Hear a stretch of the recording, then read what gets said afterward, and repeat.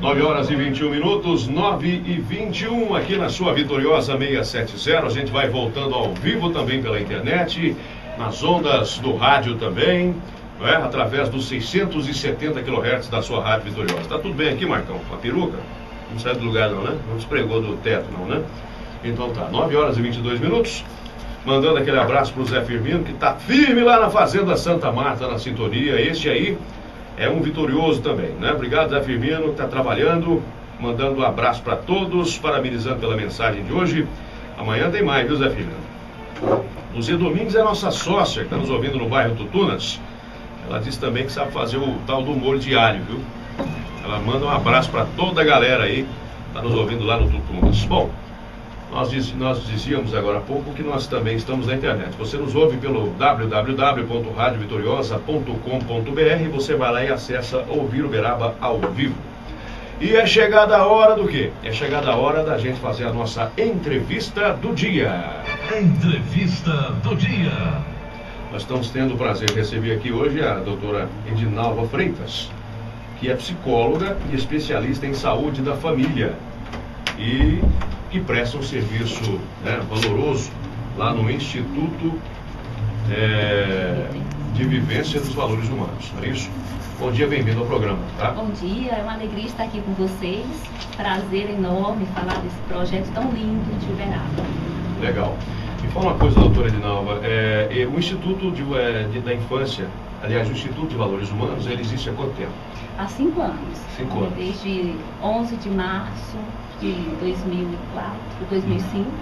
Né? Estamos em Uberaba trabalhando diretamente com as mães, né, gestantes e mães com filhos até 6 anos de idade. Quer dizer, esse é o enfoque principal, trabalhar com as mães. Mães gestantes, pais, mães gestantes e educadores que trabalham diretamente com a primeira infância. Você percebia que isso não existia no município de Uberaba antes? Na verdade, esse projeto de vivência em valores humanos na gestação, ele é pioneiro, né? Ele é um projeto que não existe em lugar nenhum ainda do mundo. Tem vários estudos em valores humanos, mas valores humanos a partir da primeira infância, na escola, né, até na idade adulta.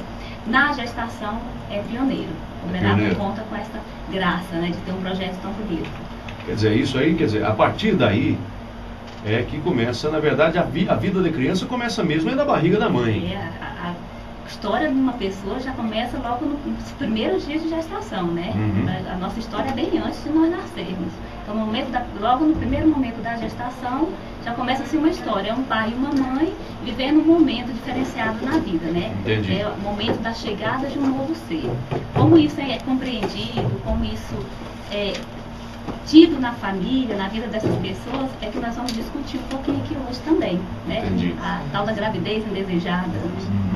Quer dizer, aquela criança que já percebe, mesmo dentro da barriga da mãe, que a mãe não está bem com o pai, que vive num ambiente meio nebuloso, meio estranho, ela já consegue perceber a partir daí, né? Sim. Nós falamos que a criança sente tudo que a mãe sente, né?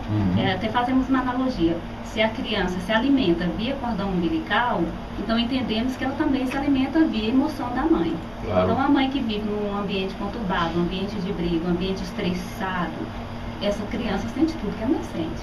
Então nós trabalhamos a mãe, a autoestima da mãe, para que ela compreenda a si própria, eleve a sua autoestima para ter uma gravidez tranquila, e esse bebê normalmente nasce uma criança bem mais tranquila. Até porque nós fazemos um trabalho de acompanhamento, o projeto já tem 5 anos, e há 5 anos nós fazemos visita domiciliar para acompanhar as crianças que nasceram de 5 anos para cá. E aí nós fizemos uma pesquisa recentemente, em setembro do ano passado, onde constatamos, nós fizemos um levantamento com 100 mães que fizeram o curso de valores humanos e 100 mães que não fizeram o curso de valores humanos. E aí nós fizemos uma comparação. As mães que fizeram o curso, que vivenciaram valores humanos, revivenciaram até, porque valores humanos a gente aprende na base, na família mesmo, né? Sim. Teve uma diferença enorme. Então percebemos que as crianças são crianças mais dóceis, mais calmas, e que as mães também passaram a viver num ambiente familiar mais tranquilo.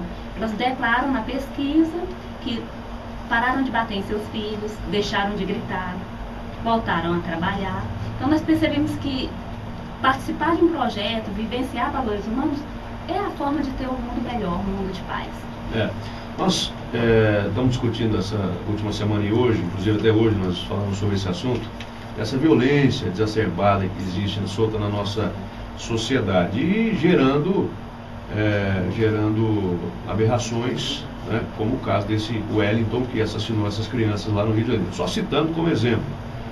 A falta desses pilares, né, que vocês traçaram e executam lá no Instituto, como por exemplo religiosidade, diálogo com o filho, paciência, né, enfim, além de outros, por exemplo, a autoestima, que isso é trabalhado nas crianças, né, a falta disso acaba gerando, evidentemente, coisas esdrúxulas como essa que aconteceu com esse rapaz, né? Com certeza. A nossa base familiar é muito importante, né? Nós trabalhamos que se uma casa precisa de uma base bem feita, o sujeito, o ser humano também precisa ter uma base bem feita. Então nós percebemos nesse caso específico do Rio de Janeiro, que causa tanta dor, que é ruim até comentar porque nos dói muito, claro, né? Nós percebemos que fazendo um olhar diferenciado para aquela figura do Wellington, enquanto pessoa, enquanto criança, nós vemos que ele teve a figura materna era muito representativa na vida dele. E ele não teve, né? Não teve. A mãe doente de esquizofrenia, teve que abrir mão, né, até sem querer, mas assim, pela doença. Essa criança foi dada à adoção, né? No sujeito fica uma brecha, fica um buraco, né?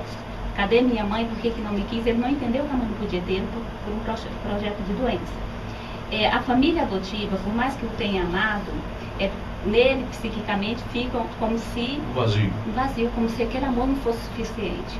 Então percebe-se... Ele gostaria mesmo de ter a mãe biológica. Aquela mãe que ele sentiu o cheiro enquanto estava na barriga, que ouviu os barulhos cardíacos, tudo aquilo é muito importante para a pessoa.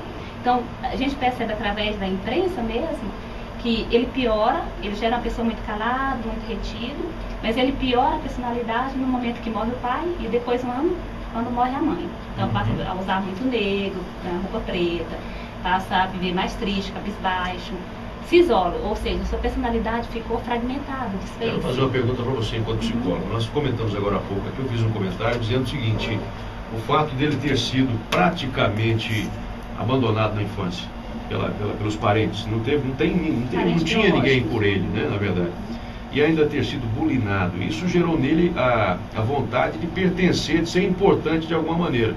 E esse fato de ter achado, entre aspas, que era um terrorista, alguma coisa parecida, o fez de certa forma importante. Era uma forma que ele encontrou talvez de sair da vida, sendo importante pelo menos uma vez na vida, mas de forma negativa como foi? Aí a gente pode olhar para esse caso de vários âmbitos, né? Um deles era mesmo a necessidade de ser importante, de chamar a atenção para si. De uma forma muito triste, mas aí olhando e analisando no perfil psicológico dele, veja onde ele foi projetar, né, essa importância. Uma escola... Já que não podia ser bom, numa escola... Ele seria o pior dos piores. As crianças têm pais, têm irmãos, podem partilhar, podem rivalizar.